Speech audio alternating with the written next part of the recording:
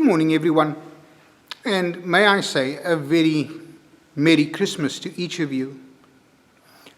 Unfortunately, many are not able to join us due to the coronavirus, but I pray that you and your families will have a very special Christmas day today. Christmas has always been and is a very special part of our year as Christians. It is usually a time when many of us would spend with our families and friends, visiting loved ones, and visiting special places. It's a time when there's a great deal of movement, a great deal of activity and excitement. However, this year, for many of us, since it's proving so difficult, it will probably be a much quieter year. And for some, unfortunately, they are not able to see their families or friends and have them come around as usual. And so I hope that in spite of the disappointments, the worries, the precautions, the limits and restrictions that have been put in place for all of us, that you and your families will still embrace the joy, the peace and the love that Christmas brings. For many, Christmas has become yet another predictable and familiar occasion. Even non-church-going people frequently believe that they know all there is to know about Christmas and find little interest or significance for it in their daily lives. However, this superficial over-familiarity with the Christmas story often threatens to dull our curiosity, dim our eyes, our minds, and our hearts, and even blinds us to seeing the real hope that Christmas brings. And so today I do hope that there will be a measure of this hope and positivity that will come through. When we turn to our gospel story today, as the Christmas story unfolds, we encounter a young family just starting out. They are poor, ordinary people like you and me. We find that this couple is engaged to be married, but the young girl is already pregnant, which would naturally cause a great social and religious problem. Not only are they financially poor, but this conservative social environment in which they find themselves, which is based on an honor-shame culture, has a way of pushing them aside, of judging them, and sometimes, in extreme cases, even ostracizing them. And so, right at the very beginning, we find this young family truly on the back foot. Then we are told that there is a government decree that Augustus Caesar had sent out to all the regions within the empire.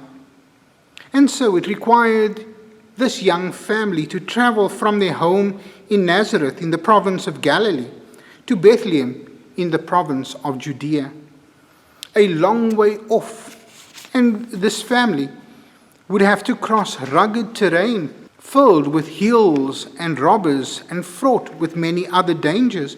And so this young couple will now have to leave the little security of their home, their community and their families, which would normally help in the birth and delivery of this child, and go to a foreign place with foreign people in a foreign environment in order to register for the census. Here is a family in all kinds of distress, with many challenges and difficulties to face. A most unlikely family to bear the hopes of the world, isn't it? And yet, in spite of the laws and decrees forced upon them, in spite of their poor economic situation, or the religious and social standing, in spite of her youth and fragility, in spite of the fact that both Joseph and Mary must leave the comfort and the security and safety of their home, their family, and their community. We see that God's hand is over this young couple. And to them, in the darkness and dreadful conditions of a stable, the light and the hope of the world will be born first to them and then to us. The Christmas story has many things to teach us. It teaches us that God is able to come to us and even to use us in spite of our own social, financial, and religious conditions and circumstances. It teaches us that God is able to come to us in moments of great despair, hardship, and loneliness. It teaches us that God is able to come to us wherever we are and will make his home with us if we are willing to open ourselves to him. It teaches us that God is able to come to us even though we may be far away from the comfort, safety, and security of our families, our friends, and our community, and God will meet us where we are. I recently came across a very old tradition that I hadn't come across before, but for me was very thought-provoking. There was an image of Joseph, Jesus' earthly father, wandering around, knocking from door to door, looking for a place for his child to be born. The question that confronted us is this: is there room in my home and in my heart for him? This Christmas, whatever your particular circumstances, whether you will be spending it with family and friends and loved ones, or whether you will be spending it more quietly at home, I pray that Christ will come to you and find in your home a place for him, and more particularly, that in your home he will find a heart open for him to come in.